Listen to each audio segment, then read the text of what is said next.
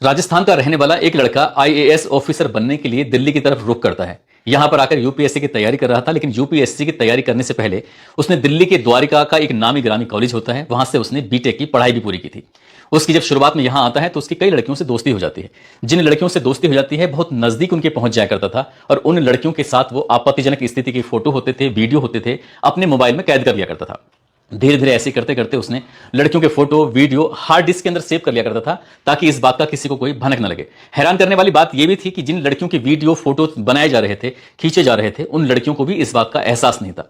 वक्त बीत जाता है, लेकिन एक लड़की ऐसी थी, इतनी सतर्क थी, उससे ये पता चल जाता है कि ये वीडियो बनाता है और फोटो भी खींचता है प्राइवेट पलों के, जब लड़की बिना कपड़े के होती है या फिर ऐसी स्थिति में होती है जिसको वो किसी को दिखा नहीं सकती। इसी बीच में उस लड़की को जो एहसास होता है तो उसने लड़के से कहा कि तुमने शायद मेरे वीडियो या फोटो लिए हैं, उन्हें डिलीट कर दो।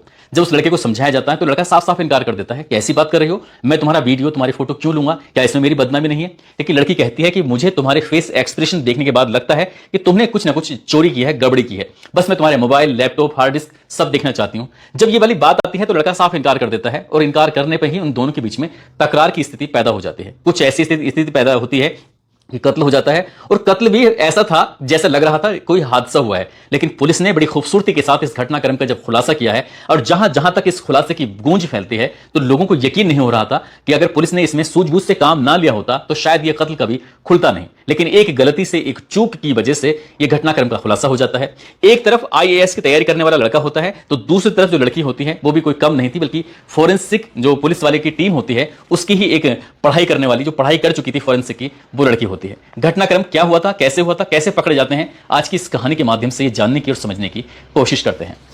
आदाब, नमस्कार, सत श्री अकाल। मैं उस्मान सैफी। आज की जो सच्ची घटना मैं आपको सुनाने जा रहा हूं, ये सच्ची घटना है राष्ट्रीय राजधानी दिल्ली का एक इलाका है गांधी विहार, और गांधी विहार में एक फ्लैट है। यह है तारीख 6 अक्टूबर 2025 की सुबह लगभग 4 बजे के आसपास की बात रही होगी। इसी बीच में पुलिस कंट्रोल रूम को फोन पहुंचता है कि यह गांधी विहार में फ्लैट है और फ्लैट की चौथी मंजिल पर आग लगी हुई है। आग ने विकराल रूप धारण कर लिया है। जितनी जल्दी हो सके दमकल कर्मियों को, या कह सकते हैं कि फायर ब्रिगेड की टीम को भेज दीजिए। सूचना मिल जाती है और यहां से दमकल कर्मी मौके पर पहुंच जाते हैं और आग को बुझाने की जब कोशिश कर रहे थे, आग बहुत ज्यादा विकराल रूप धारण कर चुकी थी।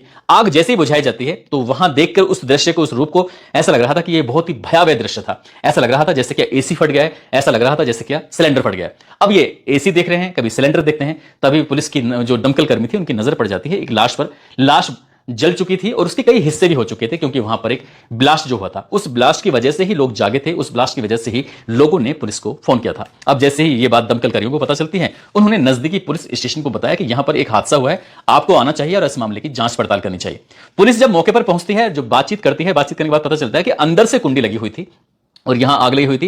दमकल कर्मियों ने ही उस कुंडी को खोला था। अब पुलिस प्रशासन वाले जब इसमें जांच पड़ताल में ले जाते हैं तो एसी भी फटा हुआ मिलता है, जो विंडो एसी था फटा हुआ था। साथ ही जो गैस का सिलेंडर यानी कि एलपीजी गैस का सिलेंडर था वो भी फटा हुआ था, उसके भी कई टुकड़े हो चुके थे। तो शुरुआत में कुछ ऐसे ही अंदाजा लगाया जा रहा था। जो इस फ्लैट का मालिक होता है उसको बुलाया जाता है, उससे बातचीत की जाती है। वो कहता है कि साहब, यहां पर एक लड़का जिसकी लाश आपको मिली है, उसका नाम रामकेश मीणा, जिसकी उम्र लगभग 32 साल के आसपास है, जो कि राजस्थान का रहने वाला है। उसके माता, पिता और भाई हैं परिवार में, वो कभी कभार आते हैं, आप चाहो तो उनसे एक बार बात कर लीजिए। जैसे ही यह सूचना उनके परिवार वालों को दी जाती है, परिवार वाले मौके पर पहुंच जाते हैं और परिवार वालों ने अपने उस बेटे को जिस रूप में देखा था, उनका पूरा का पूरा कमरा जो जला हुआ था, सब कुछ जलकर तहस नहस हो चुका था।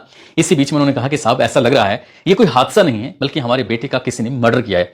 पुलिस वाले भी ऐसा लग रहा था कि कुछ अजीब सी बातें कर रहे हैं, लेकिन बाद में जो फोरेंसिक एक्सपर्ट टीम वहां पर आई हुई थी, उन्होंने कहा कि साहब, लगता तो हमें भी कुछ ऐसे ही है कि यहां पर ये हादसा नहीं बल्कि ये हत्या हुई है। वो कहने लगते हैं कि आप कैसे कह सकते हैं कि हत्या हुई है। वो कहा जाता है कि साहब, अगर गैस सिलेंडर फटा था तो उसे रसोई के अंदर फटना चाहिए था, वो इस कमरे के अंदर कैसे फटा है ये समझ में नहीं आ रहा है। अब पुलिस वालों का दिमाग यहीं से थम जाता है, यहीं से घूम जाता है। जब पुलिस वालों ने आसपास के फ्लैट में रहने वाले लोगों से बातचीत करना शुरू किया है, बातचीत के दौरान पता चलता है कि जो रात बीत गई है, उस बीती हुई रात में यहां पर 3 जने दिखाई दिए थे, 3 लोग थे। वो कौन थे, कहां से आए थे, क्यों आए थे? अब बस पुलिस यही जानने के लिए जो वहां पर आसपास के इलाके में, उस बिल्डिंग के अंदर जहां जहां भी सीसीटीवी कैमरे लगे हुए थे, उन सीसीटीवी कैमरे को खंगालना शुरू कर दिया जाता है। तो पता चलता है कि 5 अक्टूबर 2025 की रात लगभग 8:30 बजे के आसपास 2 जने आते हैं और दो जने इस कमरे के अंदर जब प्रवेश कर रहे थे तो उन्होंने अपने चेहरे को पूरी तरह से ढका हुआ था। एकदम अनजान शख्स थे, वो इनसे पहले कभी यहां पर देखे नहीं गए थे। और लगभग 39 मिनट बीत जाने के बाद उनमें से एक युवक जो था वो बहुत जल्दी में निकलता है। जब जल्दी में निकलता है तो उसका चेहरा पूरी तरह से ढका हुआ था, बस उसकी कद काठी दिखाई दे रही थी। आखिरकार वो कौन था, कहां से था, पुलिस अब इस बात की जांच पड़ताल में लग जाती है और सीसीटीवी कैमरे की जो आगे की बाकी की फुटेज थी उसको भी देखना शुरू कर देते हैं। सुबह के लगभग ये 5 और 6 अक्टूबर 2025 की सुबह लगभग 2:57 के आसपास का वक्त हो रहा था। जैसे कि रात 8:30 बजे जब 39 मिनट बीत जाते हैं, एक लड़का बहुत तेजी के साथ निकलता है। ठीक 2:57 के आसपास दो जने बहुत तेजी के साथ उस कमरे से बाहर निकलते हैं। अब बाहर निकलते हैं तो उनके भी चेहरे ढके हुए थे। कौन थे, क्या, कहां से आए थे? अब ये अभी गए तो दो थे लेकिन तीन निकल के आ रहे हैं, ये बात जो आसपास के लोगों ने बताई थी, ये बात बिल्कुल पुख्ता हो जाती है। अब मकान मालिक हो या आसपास के लोग हों, सबको दिखाया जाता है कि क्या तुम इन तीनों में से किसी को पहचानते हो, क्योंकि चेहरे दिख नहीं रहे हैं लेकिन कद काठी से पहचानने की जब कोशिश की जाती है तो एक शख्स ने कहा, अरे मैं इसे जानता हूं, इस लड़की का नाम है अमृता चौहान, उम्र जिसकी लगभग 21 साल के आसपास है। ये तो इस रामकेश मीणा के साथ ही तो रहती थी। बस इतना था।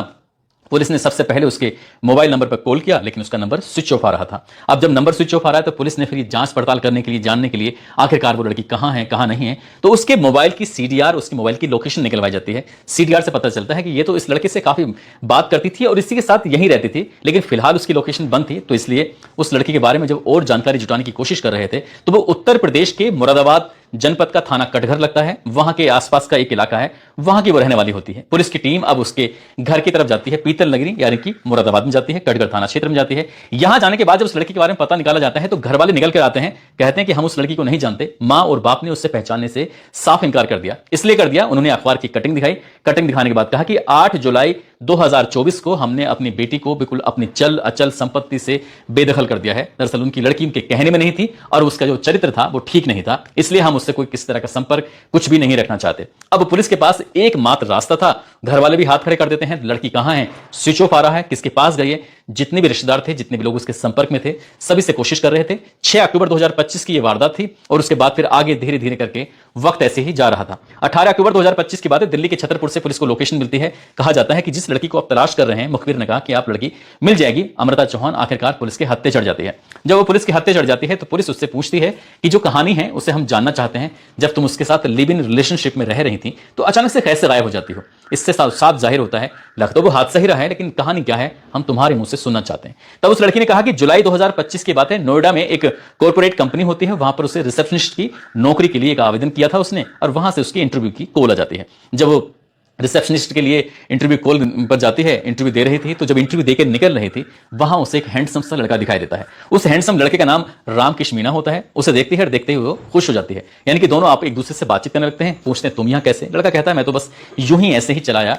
जब उस लड़के से और पूछा जाता है तो वो कहता है कि वो राजस्थान का रहने वाला है, यूपीएससी की तैयारी कर रहा है, आईएएस बनना चाहता है, आईएएस बनकर वो देश की सेवा करना चाहता है। बस इतना था। लड़की सुनकर खुश हो जाती है। लड़की भी अपने बारे में बताती है। उसने कहा कि उसने फॉरेंसिक साइंस में बीएससी की पढ़ाई की है, फिलहाल वो सीएस कर रही है।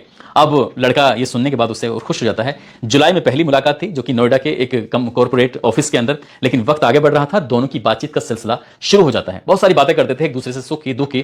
तब उस लड़के ने कहा अगर तुम्हें कोई एतराज ना हो तो क्यों ना हम दोनों साथ साथ रह लें, मैं भी यहाँ अकेले रहता हूँ, आप भी अकेली रहती हो। अब इन दोनों की सहमति बन जाती है। अगस्त 2025 में वो ऐसे रहने लगते हैं जैसे पति और पत्नी की तरह, यानी कि एक दूसरे के साथ बिल्कुल वैसे ही, लेकिन शायद कानूनी इस बात को मान्यता देता है नहीं देता है, लेकिन वो दोनों लिव इन रिलेशनशिप में रहना शुरू कर देते हैं। अगस्त का पूरा महीना बीत जाता है, सितंबर का भी पूरा महीना बीत जाता है, लेकिन जब अंतिम सप्ताह चल रहा था, अमृता चौहान की नजर पड़ जाती है इस रामकेश मीणा पर। रामकेश मीणा को देखकर कहती है मुझे ऐसा लगता है कि तुम मेरा चोरी से वीडियो बनाते हो। जब वो नग्न अवस्था में होती है, बिना कपड़ों की होती है, चाहे वो बाथरूम के अंदर हो या फिर कमरे के अंदर हो, ऐसा मुझे कई बार फील होता है। क्या ये बात सच है कि नहीं है? जब उस लड़की ने उस लड़के या रामकेश मीणा से ये बात कही, रामकेश मीणा एकदम सकपका जाता है, परेशान हो जाता है। लड़की को यकीन हो चला था कि हाँ इसने उसका वीडियो बनाया है। उसने कहा कि जो भी तुम्हारे पास वीडियो है बस इन्हें आप डिलीट कर दो, और मेरा तुमसे कोई झगड़ा नहीं, कोई फसाद नहीं है, लेकिन अगर तुम इन्हें रखोगे तो फिर ये बात सही नहीं है। वो लड़की बार बार रिक्वेस्ट कर रही थी, बार बार रिक्वेस्ट करने के बाद बात नहीं बनती है तो वो गुस्से में भी आने लगती है। उस लड़की ने तमाम कोशिशें की लेकिन तमाम कोशिशें उसकी नाकाम हो जाती है। लड़की एक बार अपने मुरादाबाद की तरफ जाती है और मुरादाबाद में उसका एक प्रेमी होता है जो उसको मुरादाबाद में छोड़ के चली आई थी। अब उसने दिल्ली में तो एक नया प्रेमी बना लिया। उसके पूर्व प्रेमी का नाम होता है सुमित कश्यप, और Sumit Kashyap LPG gas cylinder जो होते हैं जो घर घर में बांटा करते हैं उसको वो बांटने काम करता है। वो रहने वाला होता है मुरादाबाद के बंगला गांव का। उसको जाकर रोते हुए अपनी पूरी कहानी बताती है कि हमारी मुलाकात एक लड़के से हुई थी, वो आईएएस ऑफिसर बनना चाहता था और उससे फिलहाल उसने उसकी कुछ गंदी पिक्चर, गंदी फोटो ले ली है, मैं उसे वापस मांगती हूं तो देता नहीं है, क्या करूं समझ में नहीं आता। तो उसका दोस्त जो पूर्व प्रेमी होता है सुमित कश्यप कहता है कि बिल्कुल परेशान होने की जरूरत नहीं है। उसने अपने दोस्त से बात की, सुमित कश्यप ने, संदीप कुमार से। संदीप कुमार जो फिलहाल संविदा कर्मी होता है, पुलिस लाइन में नौकरी कर रहा है और एमएससी उसने की पढ़ाई की हुई है और सीजीएल की तैयारी कर रहा है ताकि उसको एक अच्छी नौकरी मिल जाए। वो कहता है कि यार कोई दिक्कत नहीं है, उसके पास चलते हैं, बातचीत करते हैं, बातचीत करने के बाद उसके फोटो वीडियो जहां भी उसने सेव किए हुए हैं, चाहे वो मोबाइल में है, लैपटॉप में है, हार्ड डिस्क में है, कहीं भी होंगे, उससे कहेंगे उसे डिलीट करो, नहीं करेगा तो उसे पुलिस के पास जाएंगे। इस तरह का ये लड़की अमृता चौहान से उसके दोस्त होते हैं सुमित और संदीप, ये मशवरा देते हैं, दिल्ली जाते हैं और दिल्ली जाने के बाद उससे बातचीत करने से पहले, क्योंकि वो भी तो उस कमरे में रहती थी, उन्होंने उस घर के हर एक हिस्से को देखना शुरू कर दिया, उसके लैपटॉप को ढूंढा, उस हार्ड डिस्क को ढूंढा, लेकिन वो मिल नहीं पाती। जब सफलता नहीं मिल पाती है तो उसके बाद अगला दिन आता है और अगले दिन आने के बाद फिर वो उस लड़के से बातचीत करते हैं तो लड़का एक विरोध वाली अवस्था में जाता है, विरोध वाली सिचुएशन में था तो उसे पकड़ा जाता है, पकड़ के कुर्सी बिठाया जाता है। कुर्सी बिठाने के बाद उसके हाथ और पैर बांध दिए जाते हैं और उससे कहा जाता है कि जो भी तुम्हारे पास वीडियो फोटो है वो सब को सब हमें दे दो, डिलीट कर दो, और हमारे तुमसे कोई झगड़ा नहीं, कोई फसाद नहीं है। लेकिन वो कहता है कि मेरे पास ऐसा कुछ भी नहीं है। यहां पे जिद होने लगती है। जब जिद हो रही थी तो ज्यादा फिर वो उसके साथ मारपीट भी करना शुरू कर देते हैं। मारपीट होने के बाद भी रामकेश मीणा ये बताने को तैयार नहीं था कि आखिरकार ऐसा कुछ है। तब उस लड़के ने कहा कि अगर तुमने मेरे साथ ऐसे ही किया तो मैं चीखूंगा, चिल्लाऊंगा। ये 5 अक्टूबर 2025 की रात की बात है। जब चीखने चिल्लाने वाली बात आती है तो उसके मुंह में वो कपड़ा ठूंस देते हैं। कपड़ा ठूंसते जरूर है लेकिन उसकी आवाजें इतनी निकल रही थी कि उस कमरे से बाहर जा सकती थी। तभी वो उसे कहते हैं कि हमारी कोई दुश्मनी नहीं है भाई, तुम हमें ये जो वीडियो और फोटो तुमने इस अमृता चौहान के लिए हैं वो वापस कर दो, डिलीट कर दो, खत्म कर दो। लेकिन जो उसका दोस्त होता है वो साफ साफ इनकार कर देता है, मना कर देता है कि मेरे पास कुछ भी नहीं है। इसी बीच में गुस्सा ज्यादा आ जाता है और जो सुमित कश्यप होता है वो एक मोबाइल जो चार्जर होता है उस चार्जर की लीड से उसका गला दबाता है। गला दबाने के बाद हत्या कर देता है। और जैसे ही हत्या होती है, ये जो उसका साथी संदीप कुमार होता है जो संविदा कर्मी है, एमएससी सीजीएल की तैयारी कर रहा है, उसके बाद वो वहां से मौका पाती भाग जाता है। कहता है कि यहां तो हम किसी और काम के लिए आए थे लेकिन तुम तो कुछ ज्यादा ही हद से आगे बढ़ गए हो। वो वहां से भाग जाता है डर की वजह से। अब यहां पर रह जाते हैं पूर्व प्रेमी संदीप सुमित कश्यप और जो उसकी प्रेमिका थी अमृता चौहान। यहां रहने के बाद वो कहते हैं कि अब क्या करें तो क्या करें। तभी वो प्लान करते हैं, क्योंकि लड़की फोरेंसिक की पढ़ाई की हुई थी, बीएससी की, और कैसे सबूत जुटाए जाते हैं और कैसे सबूत जब होंगे ही नहीं तो फिर कैसे इस घटनाक्रम से निकला जा सकता है, इसकी प्लानिंग करते हैं। और प्लानिंग करते करते उन्हें रात के लगभग 6.5 घंटे का समय बीत जाता है और एक परफेक्ट प्लानिंग करते हैं। यानी कि जो लाश थी अभी बंधा हुआ था उसको खोलते हैं, उसको आराम से उसकी चारपाई पे लेटाते हैं। घर के अंदर जो घी रखा हुआ था, घर के अंदर जो तेल रखा हुआ था, उन्होंने पेट्रोल का इंतजाम किया और उसकी बॉडी पर उन्होंने चारों तरफ से वो डाल दिया। उसे डालने के बाद घर के अंदर जो भी उस लड़के की पढ़ाई करने वाली मोटी मोटी किताबें थी या पतली किताबें थी, सब किताबें लाते हैं, उसके ऊपर लेटाते हैं। यानी कि उसे एक तरह से चिता बनाते हैं, जिससे क्या कोई किसी का अंतिम संस्कार किया जाता है और कंडे जो होते हैं, उपले जो होते हैं और डेड बॉडी पर चारों तरफ लगा दिए जाते हैं। ऐसे उपलों की तरह उन किताबों को लगाया गया था। और साथ ही जो उसके कपड़े होते हैं, जो ज्यादा ज्वलनशील पदार्थ थे, ज्यादा जलने वाली चीजें थी, उसको भी लगाते हैं। अब लगाने के बाद वो कहते हैं कि अब आगे क्या करना है। तभी क्योंकि वो एलपीजी गैस वितरित करता है, उसको पता है कि अगर इसको रिसाव कर दिया जाए, इसके रेगुलेटर को खोल दिया जाए तो कितनी देर में आग लग सकती है। उसको पूरी एक्सपर्ट था, जानकारी थी।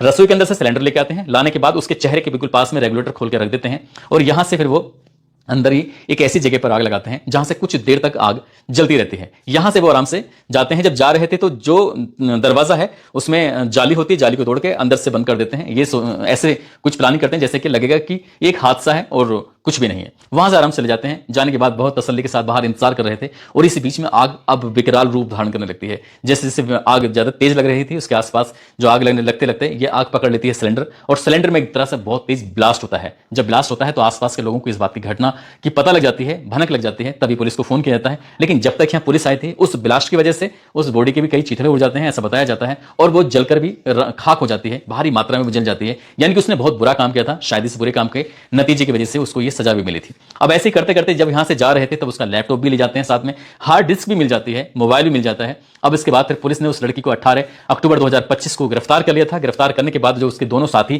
का नाम आता है सुमित कश्यप और दूसरा संदीप कुमार। आखिरकार सुमित को गिरफ्तार किया जाता है 21 अक्टूबर को, और जो उसका साथी संदीप होता है उसको 23 अक्टूबर को गिरफ्तार किया जाता है। 27 अक्टूबर 2025 को इस पूरे घटनाक्रम का खुलासा कर दिया जाता है। और जब इस घटनाक्रम का खुलासा होता है तो लोगों को वाकई यकीन नहीं हो रहा था कि इन्होंने इतनी परफेक्ट प्लानिंग की है। यदि वो गैस सिलेंडर वहां फटा हुआ नहीं मिलता, रसोई के अंदर ही फटा हुआ होता, तो शायद ये हमेशा के लिए हादसा ही माना जाता।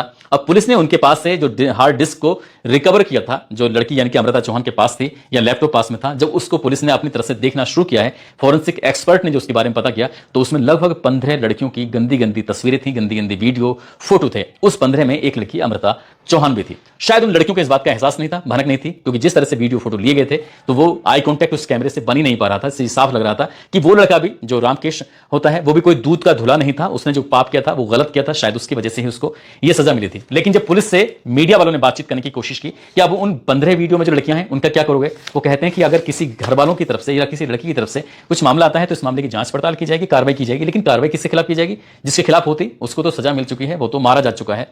और फिलहाल जिन्होंने इस घटनाक्रम को अंजाम दिया है, पुलिस ने उनको गिरफ्तार किया है और गिरफ्तार करने के बाद उनको जेल भेज दिया है। उनकी बाकी की जिंदगी शायद सलाखों के पीछे गुजरेगी। लेकिन जब इस घटनाक्रम का खुलासा होता है तो जो उन्होंने दिमाग लगाया था, तो उन्होंने दिमाग लगा दिया, बता दिया कि वो कम पढ़े लिखे नहीं है बल्कि बहुत पढ़े लिखे हैं। लेकिन पुलिस उनसे ज्यादा पढ़ चुकी थी। पुलिस ने उनको